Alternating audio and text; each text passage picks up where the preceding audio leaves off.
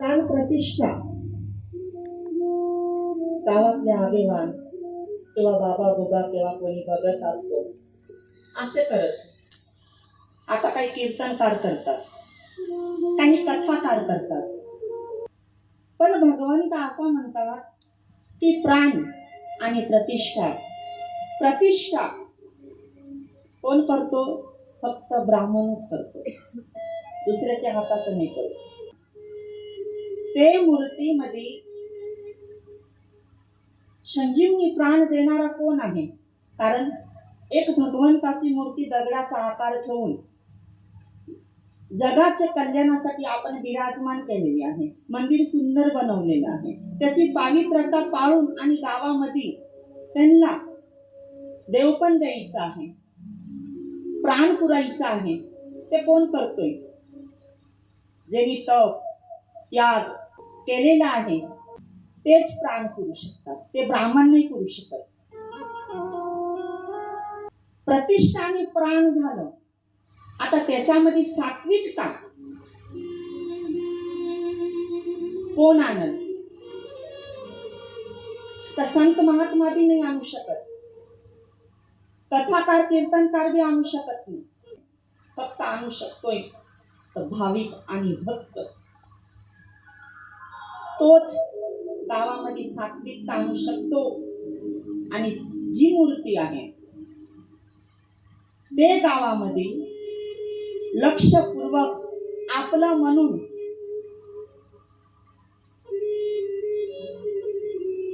देवाला वळवण्यासाठी तेच पूजापाठ करू शकतो. सुतक 10वा विटा पडलं तर ते मंदिरात जाऊ नये. तंबाखू पायात चप्पल असली तर ते मंदिरात जाऊ नये.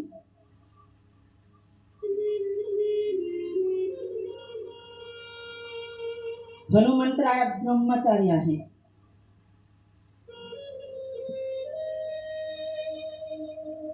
ते मंदिरामध्ये ते हनुमंतरायाला किंवा ते मंदिराला महिलांनी प्रदक्षिणा घालू नये. केस सोडून आणि हनुमंत रायाच्या पायावर हळद कुंकू कधी वाहू नये.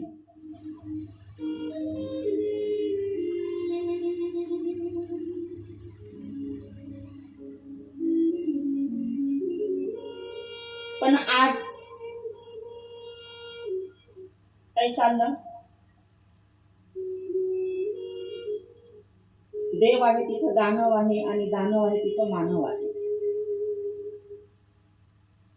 पहिले तर देवांना दानवच ऐकत नव्हते, पण आता मानव बी कमी नाही आहे. बरेच ठिकाणी सप्ताह होतात, मी पाहिलं आहे.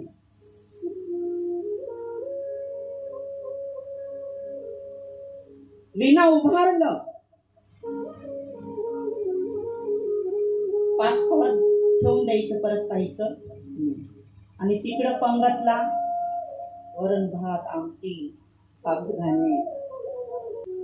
आपल्या गावामध्ये जर हनुमान दादाचं जर मंदिर आहे तर आपण वर्षातून किती वेळेस महाप्रसाद चढवतात? महाप्रसाद म्हणजे चुल्यावरती शिजलेला प्रसाद. आणि प्रसाद जे प्रकृतीद्वारा तयार झालेला आहे तो प्रसाद. तो प्रसाद म्हणजे कोणतं? फळ फ्रूट, बरोबर? तो प्रकृतीवर तयार होतो, देवानीच तयार केलेला. तसंच चुल्यावर शिजलेला तो महाप्रसाद किती वेळेस देतात? 1 2 3 100 वेळेस. किती वेळेस? नाही रोज देऊ शकत, पण सण आला त्या दिवशी द्या. आपल्या घरामध्ये सुख कार्य असला त्या दिवशी द्या. मंदिर स्वच्छता ठेवा. जर मंदिरात सात्विकता येत असेल तरच गावामध्ये सात्विकता तयार होईल. त्याच्यासाठी भगवंत काय म्हणतात? सगळ्यांमध्ये सात्विकता आहे, भाव आहे, भक्ती आहे. असं समजा की देवबी आहे, सगळ्यांमध्ये आहे.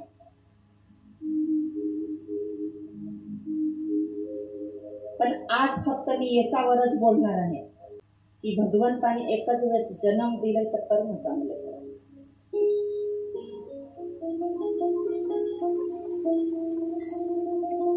कर्म कोण पाहता? आता बरेच लोक सांगत आहे का मृत्यू जर पामलं मागच्या जन्माचा पुढच्या जन्माचा कोणाला काही माहिती? हे जन्म म्हणतात की ब्रह्ममुहूर्तावर होतो. आईच्या हृदयामध्ये बाळाचा जन्म ब्रह्ममुहूर्तावर होतो. ब्रह्ममुरारी सुरासित लिंगम निर्मलवासित सोदित लिंगम जन्मज दुःख विनाशित लिंगम तत प्रणाम सदाशिवलिंगम. जन्म घेतल्यानंतर जीवनामध्ये कोणत्याही देवाची भक्ती करा, कोणत्याही देवाचं नाम जप करा, पण जन्म घेतला तर कर्म करावाच लागल. कर्म केलं तर निर्मळ व्हावाच लागल. आणि जन्म घेतल्यानंतर जातपात केलं मान सन्मान पासून लांबच राहावं लागेल. कोणत्याही देवाचे भक्त राहा, ते मंदिरात काय तुमची समाधी नाही लागणार. तुम्ही कृष्ण भक्त राहा, शिव भक्ती राहा, देवी भक्त राहा, हनुमान भक्त राहा, गणपती भक्त राहा, विठ्ठल भक्त राहा, कोणतीही भक्ती करा. उद्धार करण्यासाठी जेव्हा आपण दावा करतात तेव्हा फक्त एकच उद्धार करण्यासाठी भगवंता उभा असतो. देव एकच आहे, भगवंता एकच उभा असतो. बघा तुम्ही पाणीमध्ये काय दान करतात? गंगामध्ये पाणी काय दान करतात? जेव्हा माणूस मृत्यू पावतो 1, 2, 3, 4, 10 दिवस होतात, 10 क्रिया होतं, ते दिवशी सकाळी ब्राह्मण द्वारा जनवा टाकून आणि गंगाजलमध्ये दान करतात. काय दान करतात? पिंड दान. पिंड कोणाची असते? आत्म्याची. ना आत्मा कोण आहे? परमात्मा आहे. आणि परमात्मा घ्यायला ते स्वतः उभा असतात. काय जात ठेवायची, काय पाठ ठेवायचं. म्हणून एकच वेळेस जन्म झालं.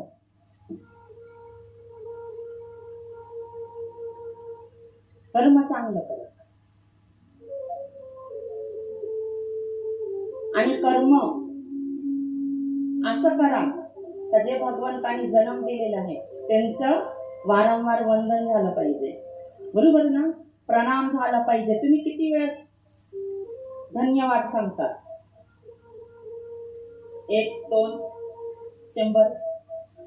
पहिले तरी राम राम म्हणायचे, आता तर कोणी राम राम म्हणत. भगवंत म्हणतात की त्याचं वंदन करा. वंदन करू हा वंदन करू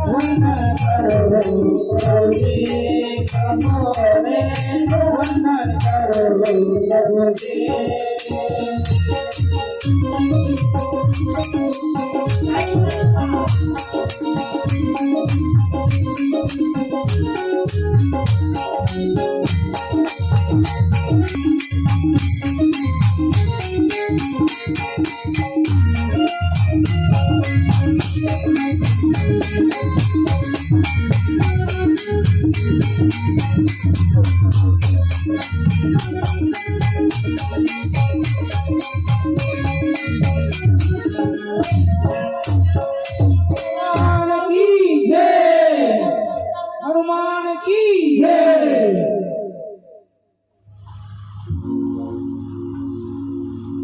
भगवंता म्हणतात, ज्याने जन्म दिलाय त्यांना पहिला वंदन करा, नमन करा. कर्म आपोआप आपल्याकडे वळेल. बरेच लोक असं म्हणतात,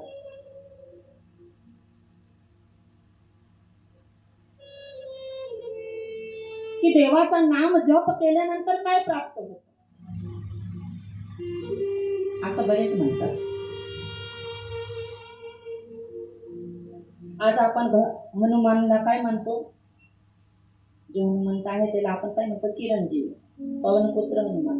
तुम्हाला माहिती असं, पण मी आठवण करतो. साधे भाषामध्ये आपण काय म्हणतो? वानर, बरोबर. कधी त्यांना मृत्यू पाहून, म्हणजे जेव्हा तो मरतोय तेव्हा तुम्ही पाहिलं का? कधी जेव्हा आपण मरतो तेव्हा आपल्याला सगळेच येतात खांद्यावर.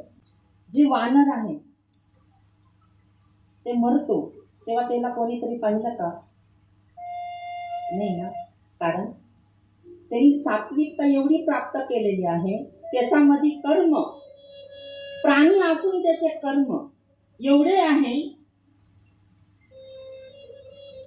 की ते कर्म पाहून भगवंत त्यांना प्रसन्न झाले.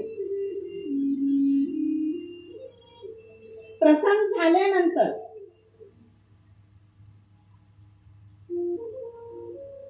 प्रभू रामचंद्र भगवानांनी स्वयं त्यांना वरदान दिलं. तुम्ही कधी बी कुठं बी वाचा, श्रीराम चरित्र मानस मध्ये लिहिलेलं आहे.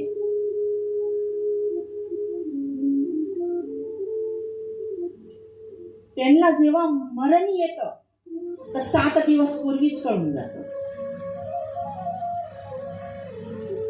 आणि ते जल अन्न बंद करून देतात आणि त्यांची सोय पाहून कानीवर झोपून जातात. ते सरळ झोपती नाही, उघडे झोपती नाही, फक्त कानीवर झोपतात.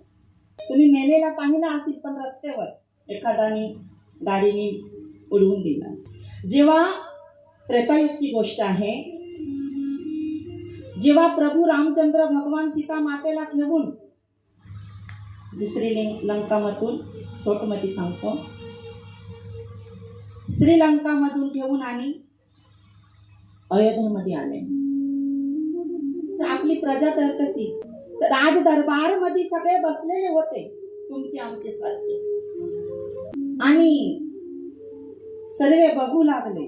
हनुमंतराया एकदम निष्ठभर, सगळी प्रजा आहे, राज दरबार भरलेला आहे. सीता माता आणि प्रभू रामचंद्र भगवान सिंहासनावर विराजमान आहे. सगळे त्यांच्याकडे पाहू लागले.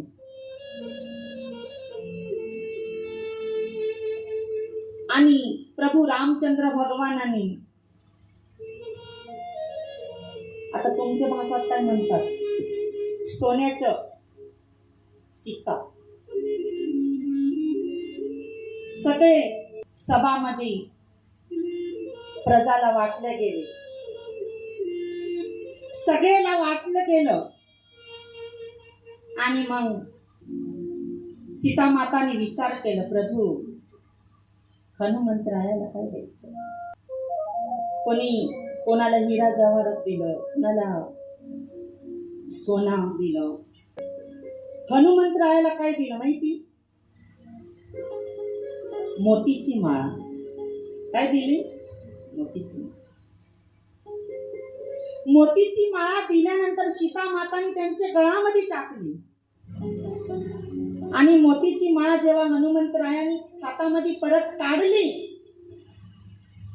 आणि एक एक मणी तोडून आणि पाहायचं आणि फेकून द्यायचं. एक एक मणी तोडायचं, पाहायचं आणि फेकून द्यायचं. सगळे दरबारात सगळ्यांच्या मनात आलं, पाहिलं वानर कसा आहे, त्याला कळतच नाही मोतीची माळा काय करायची. प्रधानमंत्रींनी राज दरबारात विचारलं, बजरंगी की हे राज दरबार मध्ये सीता मातांनी हार दिला त्याच तोडून तुम्ही फेकून करायचं. सुंदर बजरंग बलीने उत्तर दिलं की मी मणी का तोडतोय, तर ते मणी मध्ये मी हे बघतोय की ते मणी मध्ये त्याला चमक आहे, पण ते मणी मध्ये प्रभू रामचंद्र भगवान आणि सीता माता दिसतात का ते बघतो.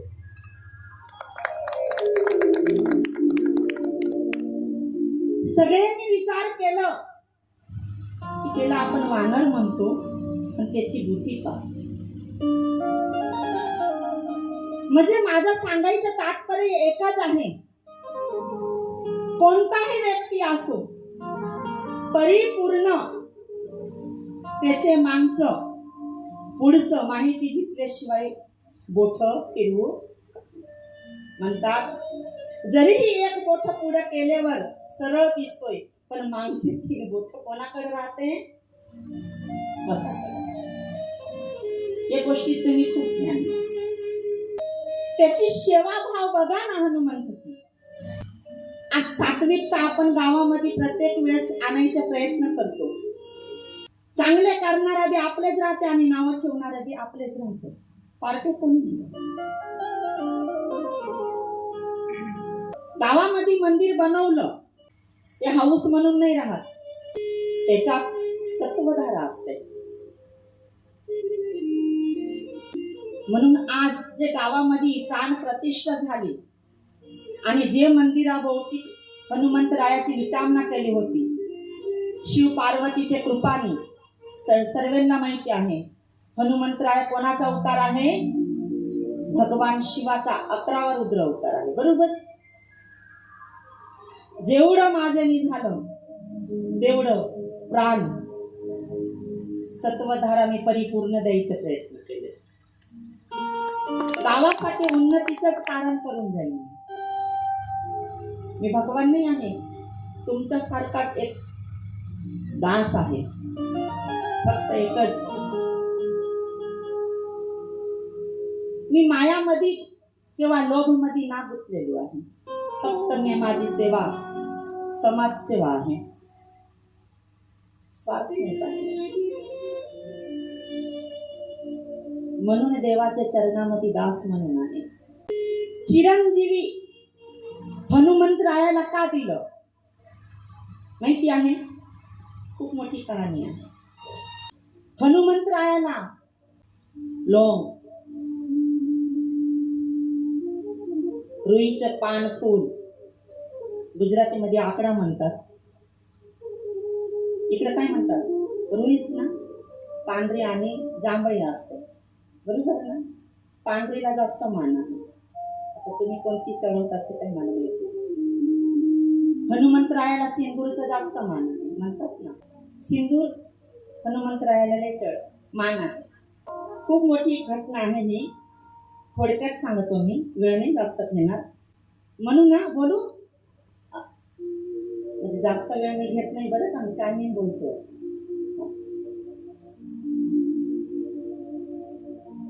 सर्वांना माहिती आहे माझं मी शिव आणि शक्ती भक्त आहे, म्हणून मला पुरुषची बी गोष्ट लागू पडते आणि स्त्रीची बी, बरोबर. म्हणून पहिले तर मी तर सगळ्याच गोष्टी मान्य करतो. सतयुगची त्रेतायुगची घटना आहे. राज दरबार मध्ये सीता माताला जायचं होतं आणि सीता माता आरसा समोर नटून पटून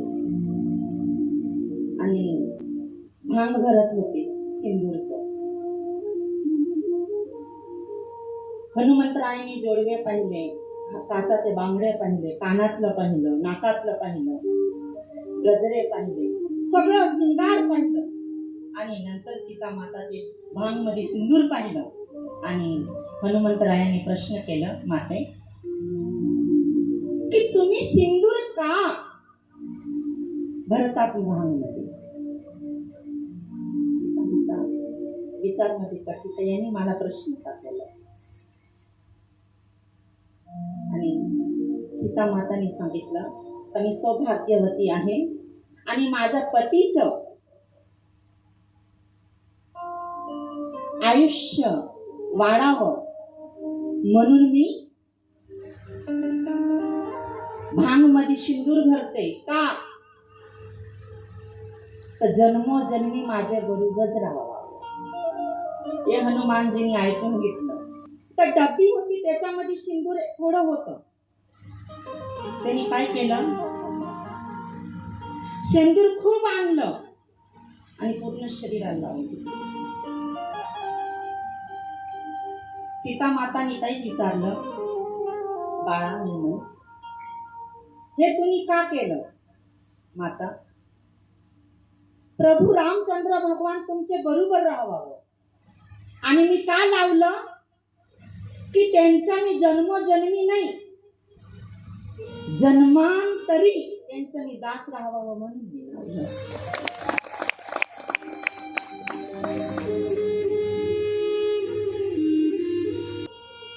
ही सेवा निष्ठा कर्म मूळ आहे. आज आपण गावामध्ये मंदिर बनवतो, त्याचा कड वर्षभर सप्ताह सोडून पाहतेच नाही. काही पाहत असेल सण सरत असेल तर मी असं म्हणत नाही का नाही, कारण मी नाव ठेवायला नाही आले. पण म्हणतात ना की एखादी पिंजरामध्ये पोपट असतो आणि तो पोपटला जर आपण खाणं किंवा मालक जर नाही भेटलं तर तो स्वतःला काय महसूस करतो? स्वतःला अफसोस समजतो की मला पिंजरामध्ये कोंडून ठेवलं पण मला पाहताही नाही, पाणी देताही नाही, जेवण देताही नाही, मला कोण नाही. पोपट स्वतः विचार करतो, जरी मी पक्षी असेल पुनर्जन्मात त्याचं पक्षी रूप असावं. मन आहे माझं सांगायचं उद्देश की मंदिरामध्ये मूर्ती बसवून दिली ती खामोश आहे, पण त्यांचा मन समजायचं काम कोणाचं आहे? आपलं. कारण आपण त्यांच्या समोर दास आहे. अभिषेक, पूजा, अगरबत्ती, तुपाचा दिवा, शनिवार मंगळवारी प्रसादाचा नैवेद्य. जो गाव सांभाळत असेल त्याची सेवा करायला काय अडचण आहे? काही अडचण आहे? जरी आपल्याला दगडाची मूर्ती दिसते पण ते संजीवनी आहे. ते आपली इच्छा सदैव पूर्ण करत असतात. कर्म चांगले करा. हे मन आहे ना, हेच तुमचं मंदिर आहे आणि त्या मंदिरामध्ये सात्विकता अशी आणा. बघा, तुम्ही शेतकरी असाल पण संध्याकाळी परिवार सहज तुम्ही जेवणच करत नसाल तर तुमचं शेतकरी राहण्याचं काही तथ्यच नाही. मन मंदिर सारखं पवित्र. कारण सुरुवात डोळे, नाक, तोंड आणि हृदय. आता माहिती ना, मंदिर आपण बनवून ठेवलं, देहामध्ये उतरवायचं आपलं काम आहे.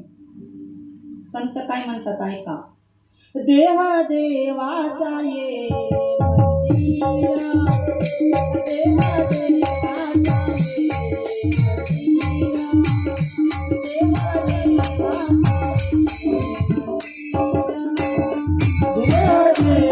ये मंदिरा, देह देवाचा ये मंदिरा, देह देवाचा ये मंदिरा, देह देवाचा ये मंदिरा.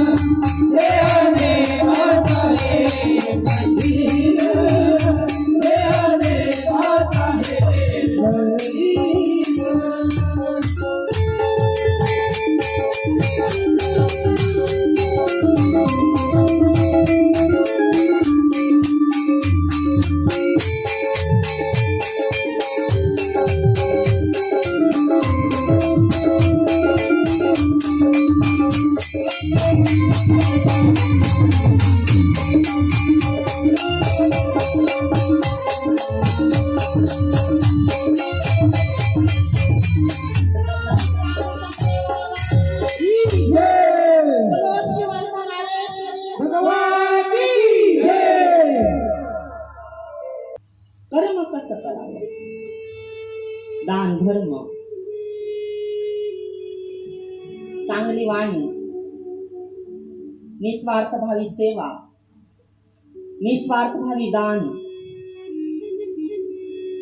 बघा, दानचा प्रश्न आला म्हणून सांगतो. माहिती असेल तुम्हाला, अबजपती असेल, करोडपती असेल, जेव्हा दान करायची वेळ येत असेल तेव्हा 1 रुपया सुद्धा दान होत नसेल तर ते कर्म काही कामाचे नाही. बघा, आता तुम्ही पण पाहत असेल, पुत्र बंगल्यामध्ये पाळतात, बरोबर, नाही वडील वृद्धाश्रममध्ये. पायाच्या चप्पल ना कपाट ठेवायला सुंदर नटवून पटवून, तुझे गोडेवाली घ्यायचे तर सगळं का नरम का कडक, बरोबर ना, आहे ना. पण जो ग्रंथ आहे, जो पुस्तक आहे, ज्याच्यावर आपलं उद्धार होतंय, त्याला पाठ सुद्धा भेटत नाही. आपला मधीच मी पण आहे. आपण आपलं जर सुधरवलं, सगळं सुरळीत होईल. जन्म एकाच वेळेस घेतलं, मला बी जायचं आहे, तुम्हाला बी जायचं आहे. आपण असं सांगतोय की माझं सगळं आहे, पण बघा, जेव्हा ते शरीर मधून प्राण निघून जातो, लक्षात ठेवा, मी खरं सांगल, सोनं चांदी शरीरावरती कितीही घालून ठेवा, प्राण सुटतोय तेव्हा राख मिक्स गाळून गाळून घेतात, बरोबर ना. पण एक लक्षात ठेवा की शरीरावर तुळशीची जर माळा असली तर ती माळा, पण ती माळा जळल्यानंतर राख होते आणि ती राख गंगामध्ये समर्पित होते आणि ते गंगामध्ये समर्पित झाल्यानंतर वैकुंठला जाते. समुद्र कितीही मोठा असू दे पण तरंगवून घेणं एक लाकडाचं नावच आहे का ते तरंगवून घेते.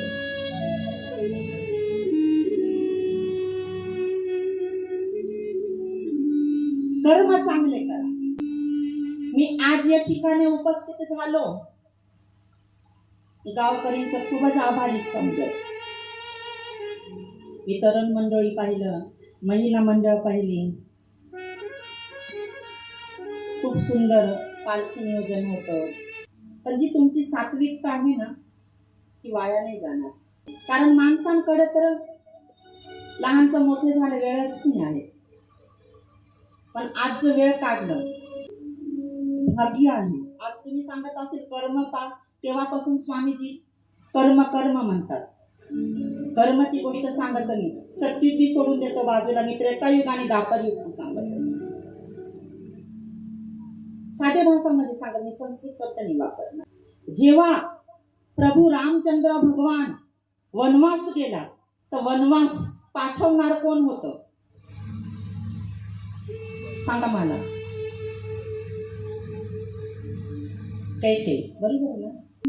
जेव्हा तिकडून वनवास परिपूर्ण झालं तर पहिली माफी कोण मागत होतं कैकेयी. कैकेयी काय सांगत होती, बाळा जर नक्कीच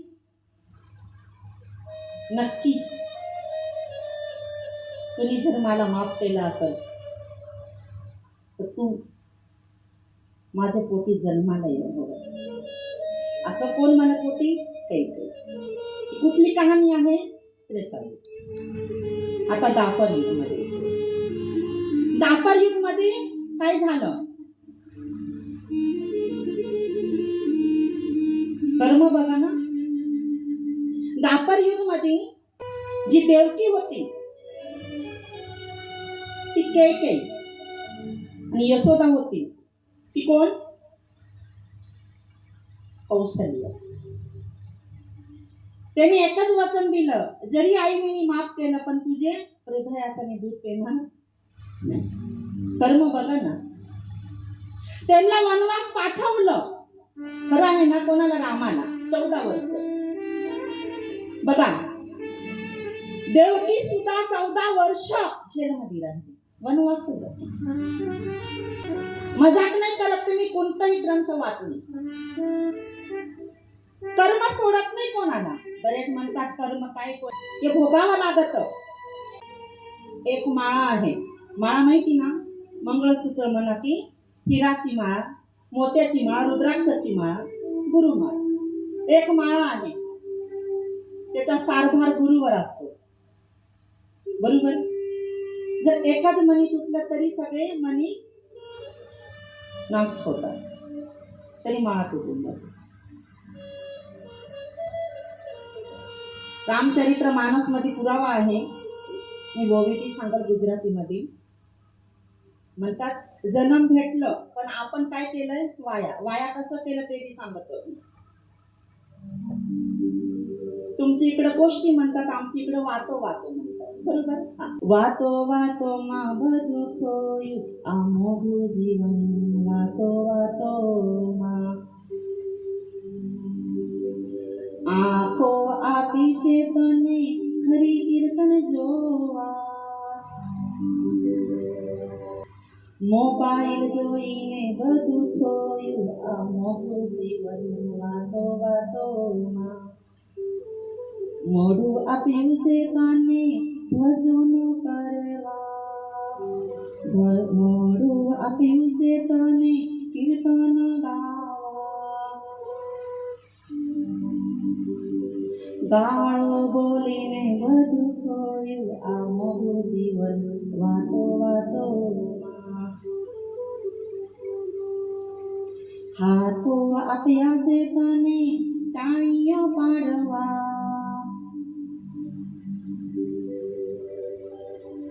नामो मोटीने मोटी खोयू आमोघू जीवन वातो आपण फक्त बोठाने नावं ठेवत राहतो, टाळी कधी वाजवत नाही. हे जीवन खूपच महागड आहे. त्या जीवनला पैशाने खरेदी शकत नाही, प्रॉपर्टीने खरेदी शकत नाही. फक्त एक श्रद्धा आहे. त्याला फक्त कोण खरेदी? नाम. तो नाम कोण आहे? तो गुरु देतो. तरी मी म्हणतो, मी हनुमंतरायाने सांगितलं आहे, भजले प्यारे श्याम सवेरे माला एक हरि नाम की, जिस माला में राम नहीं वो माला किसी काम की, वो माला किसी काम की. नाम पे बल पर अंगद ने रावण को ललकारा था, बाण लगा जब लखन लाल को सब जीवन पिलवाए थे. महिमा परमापार है पवन पुत्र हनुमान की, जिस माला में राम नहीं है वो माला किसी काम की, वो माला किसी काम की. बघा, जेव्हा रावणचा अहंकार वाढून गेलं, अंतरजी माहिती आहे ना रामायण मध्ये, रावणला त्यांनीच ललकारलं होतं. कोणाचे बळवर? नाम. बघा, शेपूटवरती बसलेला होता नाम. जेव्हा हनुमंतरायाला चुनौती दिली गेली आणि लखनलाल त्याला जेव्हा तीर लागलं, बाण, तेव्हा जीवन कोणी दिलं? हनुमंतरायाने. आशीर्वाद नाही दिलं, पण संजीवनी बुटी आणून दिली. भगवान असून त्यांना ओळखू नाही आलं. म्हणतात की भगवानला सगळं येतं, म्हणतात ना, सगळं करतं. प्रत्येक कहाणी मागे कारण असतो. हनुमंतरायाने जीवन संजीवनी द्वारा मागवलं. म्हणून जन्म एक वेळेस भेटलं, कुठेही भजन कीर्तन नाही का, टाळी वाजवा. आता टाळी नको वाजवे. जेव्हा मी भजन म्हणतो तेव्हा तर फक्त टकमक पाहत राहते.